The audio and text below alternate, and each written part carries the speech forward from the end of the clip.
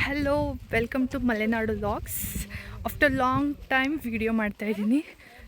Like video ಮಾಡೋದ್ರಿಂದ ಸ್ವಲ್ಪ break ತೊಗೊಂಡಿದ್ದೆ, ಯಾಕಂದರೆ ಸ್ವಲ್ಪ ಶಿಫ್ಟ್ ಟೈಮಿಂಗ್ಸು ಅದು ಇದು ಅಂತ ಚೇಂಜ್ ಆಗಿಬಿಟ್ಟು ವೀಡಿಯೋ ಮಾಡೋಕ್ಕೆ ಆಗಿರಲಿಲ್ಲ.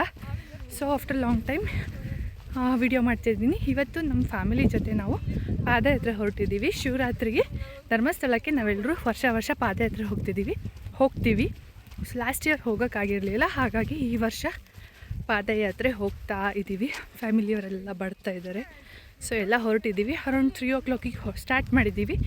ಇವತ್ತು ಚಾರ್ಮಾಡಿಗೆ ಹೋಗ್ಬಿಟ್ಟು ಅಲ್ಲಿ ಸ್ಟೇ ಆಗಿ ನಾಳೆ ಮತ್ತೆ ಅರ್ಲಿ ಮಾರ್ನಿಂಗು ಚಾರ್ಮಾಡಿಯಿಂದ ಸ್ಟಾರ್ಟ್ ಮಾಡ್ತೀವಿ. ಸೊ ಕಂಪ್ಲೀಟ್ ಡೀಟೇಲ್ಡ್ ವಿಡಿಯೋ ಪಾದಯಾತ್ರೆದು ಏನೇನು ಮಾಡಿದ್ವಿ, ಹೇಗೆ ಹೋದ್ವಿ, ಎಷ್ಟು ಟೈಮ್ ತೊಗೊಂಡ್ವಿ ಅನ್ನೋದನ್ನು ಯೂಟ್ಯೂಬಲ್ಲಿ ಅಪ್ಲೋಡ್ ಮಾಡ್ತೀನಿ. ನೋಡಿಬಿಟ್ಟು ಎಂಜಾಯ್ ಮಾಡಿ. ಅದೇ ಥರ ನಮ್ಮ ಮಲೆನಾಡು ವ್ಲಾಗ್ಸ್ ಚಾನಲ್ಗೆ ಸಪೋರ್ಟ್ ಮಾಡೋದನ್ನು ಮರಿಬೇಡಿ. ನಮ್ಮ ಮನೆಯಿಂದನೇ ನಾವು ನಡ್ಕೊಂಡು ಸ್ಟಾರ್ಟ್ ಮಾಡಿದ್ದೀವಿ. ನಮ್ಮ ಮನೆ ಇರೋದು ಕೊಟ್ಟಿಗೆಹಾರದಲ್ಲಿ. ಸೊ ಇಲ್ಲಿಂದ ಧರ್ಮಸ್ಥಳಕ್ಕೆ ಅರೌಂಡು 49 ಕಿಲೋಮೀಟರ್ಸ್ ಆಗುತ್ತೆ. ನಾವು ಶಾರ್ಟ್ಕಟ್ ಎಲ್ಲ ಯೂಸ್ ಮಾಡ್ಕೊಂಡು ಹೋಗೋದ್ರಿಂದ 40 ಕಿಲೋಮೀಟರ್ಸ್ ಅಂತೂ ಆಗುತ್ತೆ. ಸೊ ಎವ್ರಿ ಟೈಮ್ ಹೋಗಬೇಕಾದ್ರೆ early morning 2 o'clock 3 o'clock start ಮಾಡ್ತಾಯಿದ್ವಿ. ಬಟ್ ಈ ಸಾರಿ ಹಿಂದಿನ ದಿನ ಒಂದಿನ ಮುಂಚೆನೇ ಸ್ಟಾರ್ಟ್ ಮಾಡಿ ಹೊರಟಿದ್ದೀವಿ ಪಾದಯಾತ್ರೆ ಹೋಗೋಣ ಅಂತ. ನಾನಂತೂ ತುಂಬಾ ಎಕ್ಸೈಟೆಡ್ ಆಗಿದ್ದೀನಿ. 1 year ಗ್ಯಾಪ್ ಆಯಿತು. ಲೈಕ್ ನಂದಿದ್ದು 3rd year ಹೋಗ್ತಾ ಇರೋದು ಧರ್ಮಸ್ಥಳಕ್ಕೆ ನಡ್ಕೊಂಡು ಪಾದಯಾತ್ರೆ ಮಾಡಿಕೊಂಡು. ಕಂಪ್ಲೀಟ್ ಡೀಟೇಲ್ ವಿಡಿಯೋನ ಅಪ್ಲೋಡ್ ಮಾಡ್ತೀನಿ. Thank you.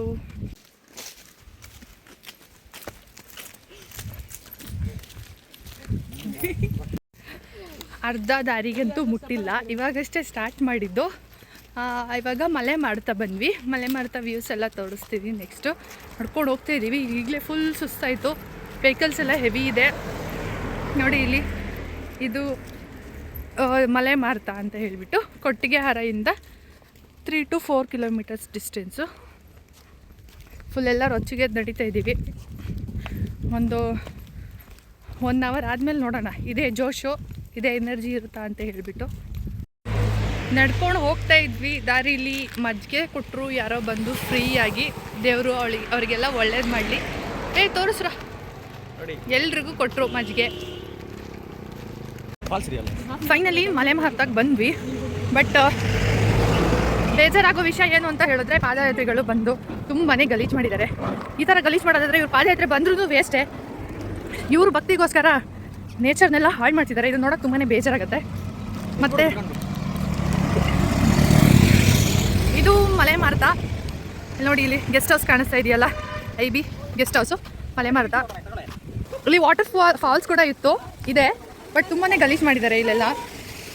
ಇದು ಮಲೆ ಮಾರ್ತಾ. ಅವಾಗವಾಗ ಈ ಮಲೆ ಮಾರ್ತಕ್ಕೆ ಮಳೆಗಾಲದಲ್ಲಿ ಬರಬೇಕು. ಮಳೆಗಾಲದಲ್ಲಿ ಮಲೆ ಮಾರ್ತಾ ನಾವು ಇಲ್ಲೆಲ್ಲ ಮಳೆಗಾಲದಲ್ಲೆಲ್ಲ ಬಂದರೆ ಇಲ್ಲೆಲ್ಲ ಫಾಲ್ಸ್ ಇರುತ್ತೆ. ಅಲ್ಲಿ ಕಾಣಿಸ್ತಾ ಇದೆ ನೋಡಿ, ಇಲ್ಲಿ ಫಾಲ್ಸ್. ಬಟ್ ಇವಾಗ ಬೇಸಿಗೆ ಆಗಿರೋದ್ರಿಂದ ನೀರು ಸ್ವಲ್ಪ ಕಡಿಮೆ ಇದೆ.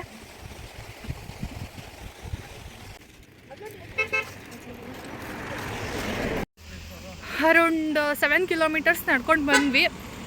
ಸ್ವಲ್ಪ ದೂರ ಬರಲಿಕ್ಕೂ ಮತ್ತೊಬ್ಬರು ಯಾರೋ ಬಂದು ನೀರು, ಬಿಸ್ಕೆಟು, ಬನಾನಾ ಎಲ್ಲ ಕೊಟ್ಟು ಹೋದರು. ತುಂಬಾ ಖುಷಿ ಆಗ್ತಿದೆ. ನಡೆಯೋಕ್ಕಂತೂ ಬೋರ್ ಆಗ್ತಿಲ್ಲ. ಮಿಡಲಲ್ಲಿ ಇಲ್ಲಿ ಘಾಟ್ ಸೆಕ್ಷನ್ ಆಗಿರೋದ್ರಿಂದ ಏನೂ ಅಂಗಡಿಗಳಿಲ್ಲ. ಬಟ್ ಎಲ್ಲರೂ ಬಂದುಬಿಟ್ಟು ಹಣ್ಣು, ಫ್ರೂಟ್ಸು, ಮತ್ತು ಇನ್ನೊಬ್ಬರು ಕಿತ್ಲೆ ಹಣ್ಣು ಕೊಟ್ಟರು ಗಾಡಿ ನಿಲ್ಲಿಸ್ಬಿಟ್ಟು. ಒಬ್ಬೊಬ್ರಿಗೆ ಕೊಡ್ತಾಯಿಲ್ಲ, ಎಲ್ರಿಗೂ ಕೊಡ್ತಾಯಿದ್ದಾರೆ. ತೋರಿಸ್ರು, ಎಲ್ರಿಗೂ ಕೊಟ್ಟರು. ತುಂಬಾ ಖುಷಿ ಆಯಿತು. ನಡ್ಕೊಂಡು ಹೋಗ್ತಾಯಿದ್ದೀವಿ. ಈ ಪಶ್ಚಿಮ ಘಟ್ಟಗಳನ್ನ ನೋಡೋದೇ ಒಂಥರ ಖುಷಿ. ತಂಪಾದ ಗಾಳಿ, ಹಚ್ಚ ಹಸಿರಿಂದ ಕೂಡಿರೋ ಮರ ಗಿಡಗಳು. ಮಲೆನಾಡವ್ರಿಗೆ ನಿಮ್ಮ ಹ್ಯಾಪಿನೆಸ್ ಏನು ಅಂತ ಹೇಳಿದ್ರೆ ಇದನ್ನು ತೋರಿಸ್ಬಿಟ್ಟು ಹೇಳ್ಬೋದು. ನೋಡಿ, ನಮ್ಮ ಹ್ಯಾಪಿನೆಸ್ ಇದು ಇಲ್ಲಿದೆ ಅಂತ ಹೇಳಿ, ಮಲೆನಾಡಲ್ಲಿದೆ ಅಂತ. ಇದು ನೋಡಿ ಬಿದ್ರತಳ ಅಂತ ಹೇಳಿಬಿಟ್ಟು. ಫೈನಲಿ ಇದು ಬಿದ್ರತಳ ಬಸ್ ಸ್ಟಾಪು. ಇಲ್ಲಿಂದ ಮೇಲ್ಗಡೆ ಹೋಗಬೇಕು. ಇಲ್ಲಿ ಮನೆಗಳೆಲ್ಲ ಇದೆ, ಬಟ್ ನೆಟ್ವರ್ಕ್ ಇಲ್ಲ, ಏನಿಲ್ಲ. ಇಲ್ಲಿ ಮಳೆನೂ ತುಂಬಾ ಇರುತ್ತೆ. ಅರೌಂಡ್ ಇಲ್ಲಿ ಮನೆಗಳು ಅಷ್ಟೇ 10ರಿಂದ 20 ಮನೆಗಳು ಕೂಡ ಇದ್ದಾವೆ ಈ ಬಿದ್ರತಳ ಅನ್ನೋ ಊರಲ್ಲಿ. ನಡ್ಕೊಂಡು ಹೋಗ್ತಾ ಇದ್ದೀವಿ. ನೆಕ್ಸ್ಟು ಡೆಸ್ಟಿನೇಷನ್ ಬಂದು ಜೇನ್ಕಲ್ಲು ಅಣ್ಣಪ್ಪ ಸ್ವಾಮಿ ದೇವಸ್ಥಾನ.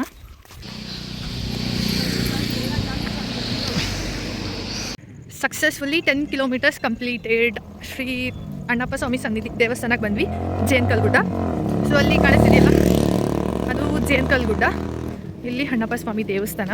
ಆ್ಯಕ್ಚುಲಿ ಈ ಜೇನ್ಕಲ್ ಗುಡ್ಡನ ನನಗೆ ನೋಡಿದಾಗೆಲ್ಲ ನೆನಪಾಗೋದು ಜೇನ್ಕಲ್ಲಿನ ರಹಸ್ಯ ಕಣಿವೆ ಪುಸ್ತಕ. ಆ ಪುಸ್ತಕ ಓದಬೇಕಾದ್ರಂತೂ ನಿಜವಾಗ್ಲೂ ಗೂಸ್ ಬಂಪ್ಸ್ ಬರುತ್ತೆ, ಮೈಯಲ್ಲೆಲ್ಲ ಏನೋ ಒಂಥರ ಖುಷಿ ಅನಿಸುತ್ತೆ. ಮಲೆನಾಡು ಬಗ್ಗೆ ಯಾವುದೇ ಪುಸ್ತಕನ ಓದಬೇಕಾದ್ರೂ ನಮಗೆ ತುಂಬಾ ಖುಷಿ ಆಗುತ್ತೆ, ಹಾಗೆ ತುಂಬಾ ಎಕ್ಸೈಟ್ಮೆಂಟ್ ಕೂಡ ಇರುತ್ತೆ.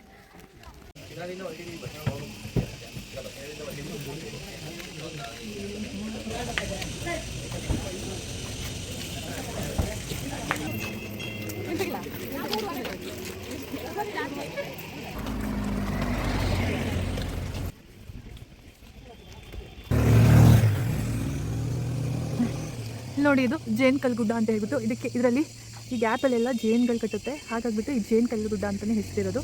ಸೊ ನಮ್ಮ ಪಪ್ಪ ಹೇಳಿದ ಪ್ರಕಾರ ನಮ್ಮ ಪಪ್ಪ ಮೊದಲಿಗೆಲ್ಲ ಇಲ್ಲಿ ಜೇನು ಕೀಳೋಕ್ಕೆಲ್ಲ ಬರ್ತಾಯಿದ್ದಂತೆ ಆವಾಗ. ಸೊ ಹಾಗಾಗಿ ಈ ಗುಡ್ಡಕ್ಕೆ ಜೇನ್ಕಲ್ ಗುಡ್ಡ ಅಂತಲೇ ಹೇಳ್ಬಿಟ್ಟು ಕರೀತಾರೆ. ಇದು ನೋಡಿ ಇಲ್ಲಿ ಕಾಣಿಸ್ತಾ ಇದೆಯಲ್ಲ, ಇಲ್ಲಿ ಮನೆ ಎಲ್ಲ ಇದೆ, ಇಲ್ಲಿ ತೋಟ ಕೂಡ ಇದೆ. ಇದು ಸೋಮನ್ ಕಾಡು ಅಂತ ಹೇಳ್ಬಿಟ್ಟು ದೊಡ್ಡ ಕಾಡು. ಇದಕ್ಕೆ ಹೋಗೋಕ್ಕೆ ದಾರಿ ತುಂಬ ದೂರ ಇದೆ, ಸುತ್ತಾಡ್ಕೊಂಡು ಬರಬೇಕು ತುಂಬ ದೂರದಲ್ಲಿ. ಇಲ್ಲಿ ತೋಟ ಕೂಡ ಮಾಡಿದ್ದಾರೆ. ಹಾಗೆ ಈ ರೋಡು ತುಂಬಾ ಚೆಂದಾಗಿದೆ, ಚಿಕ್ಕದಾಗಿದೆ.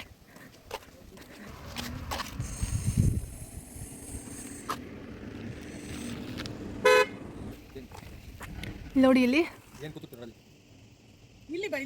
ಜೇನ್ ಕಾಣಿಸ್ತಾ ಇದೆ, ನೋಡಿ ಇಲ್ಲಿ ಕಾಣಿಸ್ತಾ ಇದೆ. ಹೇಗಿದೆ ಅಂದರೆ ಈ ಗುಡ್ಡ ತುಂಬಾ ದೊಡ್ಡದು. ದೂರದಲ್ಲಿ ನೋಡಿ ಕಾಣಿಸ್ತಾ ಇದೆ ಜೇನು.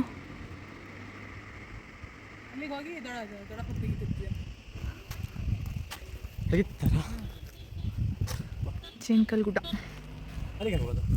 ಮ್ಯಾಲಿಂದ ಬಂದು ಅಲ್ಲಿ ಇಳಿದು ಇಲ್ಲಿ ಕಾಣಿಸ್ತಾ ಇದೆ ನೋಡಿ ಹಂಗೆ ಜೇನು.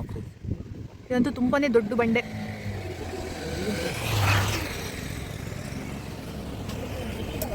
ನಾನು ಸೇರ್ತಿದ್ದೀನಿ ಇಲ್ಲಿ. ಆ ಮರದ ಹತ್ರ ಬಂದು ಇಲ್ಲೊಂದು ಮರ ಐತಲ್ಲ ಮೊದಲಿಗೆ, ಅಲ್ಲೊಂದು ದಾರಿ ಇದೆ, ಅದ್ರಲ್ಲಿ ಕೆಳಗಿಳಿದು ಹಿಂಗೆ ಬರೋದು. ಜೇನ್ಕಲ್ ಗುಡ್ಡ ಫುಲ್ಲು ಈ ಥರ ಇದೆ ನೋಡಿ, ಫುಲ್ ದೊಡ್ಡ ಬಂಡೆ ಇದು.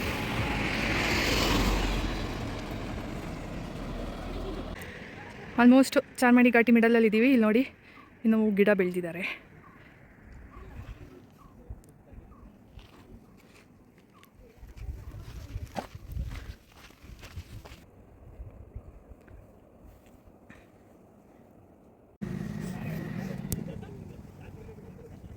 ಇಲ್ಲಿ ಒಂದು ಚೆಕ್ ಡ್ಯಾಮ್ ಕೂಡ ಇದೆ.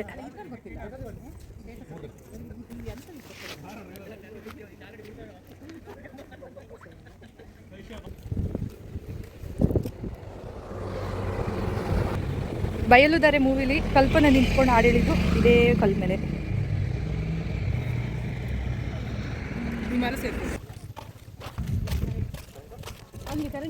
ಇದು ಹುಲಿದನ ಬೆಟ್ಟ ಅಂತ ಹೇಳ್ತಾರೆ, ಯಾಕಂದರೆ ಈ ಶೇಪು ಪುಣ್ಯಕೋಟಿ ಕಥೆಯಲ್ಲಿ ಬರೋ ಹುಲಿದನ ಥರ ಇದೆ. ಮೇಲ್ಗಡೆ ಇರೋ ದನ, ಕೆಳಗಡೆ ಇರೋದು ಹುಲಿ ಥರ. ಸೊ ಹುಲಿದನ ಬೆಟ್ಟ ಅಂತ ಹೇಳ್ತಾರೆ. ಇದೆಲ್ಲ ವ್ಯೂ ಪಾಯಿಂಟು ತುಂಬಾ ಸುಂದರವಾಗಿದೆ. ಇಲ್ಲಿ ಇಳ್ಕೊಂಡು ಹೋಗ್ಬೋದು ಕೆಳಗಡೆ, ತುಂಬ ಡೀಪ್ ಹೋಗೋಕ್ಕಾಗಲ್ಲ, ಜಸ್ಟ್ ವ್ಯೂ ಪಾಯಿಂಟ್ ಇದೆ. ಮತ್ತು ದೂರದಲ್ಲಿ ಚೆಕ್ ಡ್ಯಾಮ್ ಥರ ಮಾಡಿದ್ದಾರೆ, ಕರೆಂಟ್ ಇದೆ.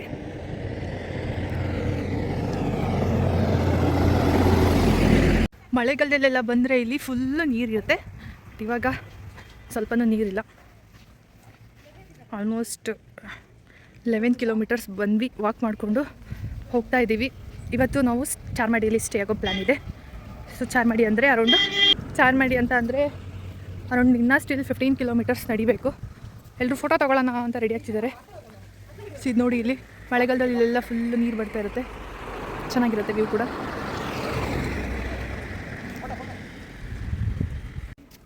ನೋಡಿ ಆವಾಗಲೇ ಹುಲಿದನ ಬೆಟ್ಟ ತೋರಿಸಿದ್ನಲ್ಲ, ಇಲ್ಲಿ ಕ್ಲಿಯರಾಗಿ ಕಾಣಿಸ್ತಾ ಇದೆ.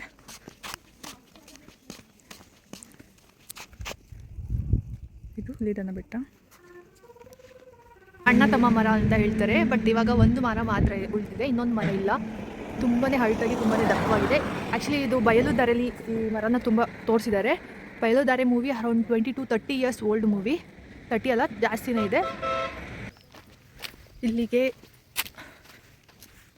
ಚಿಕ್ಕಮಗಳೂರು ಜಿಲ್ಲೆ ಮೂಡಿಗೆರೆ ತಾಲೂಕು ಬಾಳೂರು ಅರಣ್ಯ ವಿಭಾಗ ವಲಯ ಮುಕ್ತಾಯ ಆಗಿ ಮಂಗಳೂರು ಅರಣ್ಯ ವಿಭಾಗ ಬೆಳ್ತಂಗಡಿ ತಾಲೂಕಿಗೆ ಸೇರುತ್ತೆ ಇದು. ಸೊ ಈ ಕಡೆಯಿಂದ ನೆಕ್ಸ್ಟು ಇಲ್ಲಿಗೆ ಬೆಳ್ತಂಗಡಿ.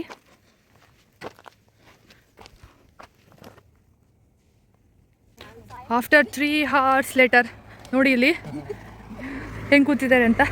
ಇನ್ನು ಶಕ್ತಿ ಎಲ್ಲ ಇಲ್ಲ, ಎಲ್ಲ ಹೋಗ್ಬಿಟ್ರು. ನೆಕ್ಸ್ಟು ರೋಡ್ ಇಲ್ದವ್ರ ಥರ ಕಾಡಲ್ಲಿ ಇಳ್ಕೊಂಡು ಬರ್ತಿದ್ದಾರೆ ನೋಡಿ. ಇಲ್ಲಿ ಫುಲ್ ಸುಸ್ತಾಯಿತು. ರೋಡಿಂದ ಬರೋದಾದರೆ ಈ ಕಡೆಯಿಂದ ಸುತ್ತಾಡ್ಕೊಂಡು ಬರಬೇಕು. ಇದಾದರೆ ಶಾರ್ಟ್ಕಟ್ಟು, ಸೊ ಆರಾಮಾಗಿ ಇಳ್ಕೊಬೋದು. ಶಾರ್ಟ್ಕಟ್ಟೇ better. Hi, early morning 2 o'clock ಇಲ್ಲಿ ಬ್ರಹ್ಮಲಿಂಗೇಶ್ವರ ದೇವಸ್ಥಾನದಲ್ಲಿ ಸ್ಟೇ ಮಾಡಿ ನೈಟ್ ಬಂದು 9:30ಗೆಲ್ಲ ರೀಚ್ ಆದ್ವಿ ಇಲ್ಲಿ. ಹಾಗೆ ಈಗ 2 o'clock ಆಗಿದೆ. ಮತ್ತೆ ನಡೆಯೋಕ್ಕೆ ಸ್ಟಾರ್ಟ್ ಮಾಡ್ತಾಯಿದ್ದೀವಿ 2 o'clockಗೆ. ನೋಡೋಣ ನೇತ್ರಾವತಿ ಎಷ್ಟು ಗಂಟೆಗೆ ರೀಚ್ ಆಗ್ತೀವಿ ಅಂತ ಹೇಳಿಬಿಟ್ಟು. ಬನ್ನಿ. ಅಲ್ಲಿ ಮಾರ್ನಿಂಗ್ 2 o'clock, ಮಿಡ್ನೈಟ್ 2 o'clock ಹೊರಟಿದ್ದೀವಿ. Hello, welcome back to day 2 ಪಾದಯಾತ್ರೆ. ಸೊ ಅಲ್ಲಿ ಮಾರ್ನಿಂಗ್ 7 o'clock 7:30 ಹಾಗೆ ನೇತ್ರಾವತಿ ರೀಚ್ ಆದ್ವಿ. 2 o'clockಗೆ ಬಿಟ್ಟಿದ್ವಿ ನಾವು ಚಾರ್ಮಾಡಿಯಿಂದ. 7 o'clockಗೆ ರೀಚ್ ಆದ್ವಿ. ಅಲ್ಲಿ ಸ್ವಲ್ಪ ಹೊತ್ತು ರೆಸ್ಟ್ ಮಾಡಿ ನೇತ್ರಾವತಿಲಿ ಸ್ನಾನ ಎಲ್ಲ ಮಾಡಿ ಇವಾಗ ಧರ್ಮಸ್ಥಳಕ್ಕೆ ಹೊರಟಿದ್ದೀವಿ. ಸೊ ಇಲ್ಲಿಂದ ಧರ್ಮಸ್ಥಳ 1 kilometer ಇದೆ. ಫುಲ್ ನೆನ್ನೆ ಇದ್ದಿದ್ದು ಜೋಶು, ಎನರ್ಜಿ ಎಲ್ಲ ಫುಲ್ ಖಾಲಿ ಆಗಿಬಿಟ್ಟಿದೆ. ಸೊ ಇವಾಗ ಹೋಗ್ತಾ ಇದ್ದೀವಿ. ಅಂತೂ ಇಂತೂ ಫೈನಲಿ ಧರ್ಮಸ್ಥಳನ ರೀಚ್ ಆದ್ವಿ. ನಾವು ನೇತ್ರಾವತಿಲೆಲ್ಲ ರೆಸ್ಟ್ ಮಾಡಿಬಿಟ್ಟು ಧರ್ಮಸ್ಥಳ ರೀಚ್ ಆಗಬೇಕಾದ್ರೆ ಅರೌಂಡ್ 12:30 ಆಗಿತ್ತು. ತುಂಬಾ ಖುಷಿಯಾಯಿತು. ಇದು ನೋಡಿ, ಗೇಟಿಂದ ಒಳಗಡೆ ಬಂದರೆ ಎಂಟ್ರೆನ್ಸಲ್ಲೇ ದೊಡ್ಡ ಗಂಟೆ ಸಿಗತ್ತೆ. ಸೊ ನಡ್ಕೊಂಡು ಬರಬೇಕಾದ್ರಂತೂ ತುಂಬಾ ಸುಸ್ತಾಯಿತು. ಕಾಲು ನೋವು ಆಗಿರ್ಬೋದು, ನಡೆಯೋಕ್ಕೆ ಆಗ್ತಾಯಿರಲಿಲ್ಲ, ಅಷ್ಟು ಸುಸ್ತಾಗ್ತಾಯಿತ್ತು. ಆದರೂ ಏನು ಲೆಕ್ಕ ಹಾಕದೆ ನಡ್ಕೊಂಡು ಧರ್ಮಸ್ಥಳನ ರೀಚ್ ಆದ್ವಿ. ನನಗಂತೂ ತುಂಬಾ ಖುಷಿ ಆಗ್ತಿದೆ. ಫೈನಲಿ ದೇವಸ್ಥಾನದ ಮುಂದೆ ನಾನು ನಿಂತಿದ್ದೀನಿ ಇವತ್ತು. ನನಗಂತೂ ತುಂಬಾ ಖುಷಿ, ಹೇಳೋಕ್ಕಾಗದಿರೋ ಅಂಥ ಖುಷಿ ಆಗ್ತಾಯಿದೆ. ನಾನು ಅಂದ್ಕೊಂಡೇ ಇರಲಿಲ್ಲ ಈ ವರ್ಷ ಕಂಪ್ಲೀಟ್ ಮಾಡ್ತೀನಿ ನಾನು ಧರ್ಮಸ್ಥಳಕ್ಕೆ ಪಾದಯಾತ್ರೆನೇ ಅಂತ ಹೇಳಿಬಿಟ್ಟು. ಫೈನಲಿ ಧರ್ಮಸ್ಥಳನ ರೀಚ್ ಆದ್ವಿ ಅಂತೂ ಇಂತೂ. ಈ ಲಾಗು ನಿಮಗೆಲ್ಲರಿಗೂ ಇಷ್ಟ ಆಗಿದೆ ಅಂತ ನಾನು ಅಂದ್ಕೊಳ್ತೀನಿ. ನಿಮ್ಮೆಲ್ಲರಿಗೂ ಈ ಲಾಗ್ ಇಷ್ಟ ಆಗಿದ್ದರೆ ದಯವಿಟ್ಟು ನಮ್ಮ ಮಲೆನಾಡು ಯೂಟ್ಯೂಬ್ ಚಾನಲನ್ನು ಸಬ್ಸ್ಕ್ರೈಬ್ ಮಾಡೋದನ್ನು ಮರಿಬೇಡಿ. ಹಾಗೆ ಶೇರ್ ಮಾಡಿ. ಇದೇ ಥರ ಹೆಚ್ಚಿನ ವಿಡಿಯೋಗಳಿಗಾಗಿ ಸಬ್ಸ್ಕ್ರೈಬ್ ಮಾಡಿ, ಹಾಗೆ ಸಪೋರ್ಟ್ ಕೂಡ ಮಾಡಿ. ಅದಾದ ನಂತರ ನೆಕ್ಸ್ಟು ನಾವು ಅಲ್ಲಿಂದ ಹೊರಟಿದ್ದು ಊಟಕ್ಕೆ. ಪ್ರಸಾದ ಅಂತೂ ತುಂಬಾ ನೆಕ್ಸ್ಟ್ ಲೆವೆಲಲ್ಲಿತ್ತು. ಆಬ್ವಿಯಸ್ಲಿ ಪ್ರಸಾದ ಅಂದಮೇಲೆ ಚೆನ್ನಾಗಿರಲೇಬೇಕು. ನನಗಂತೂ ತೃಪ್ತಿಯಾಗಿದ್ದು ಇಲ್ಲೇನೇ. ದೇವರು ದರ್ಶನ ಮಾಡೋಕ್ಕಾಗುತ್ತೋ ಇಲ್ಲೋ ಗೊತ್ತಿಲ್ಲ.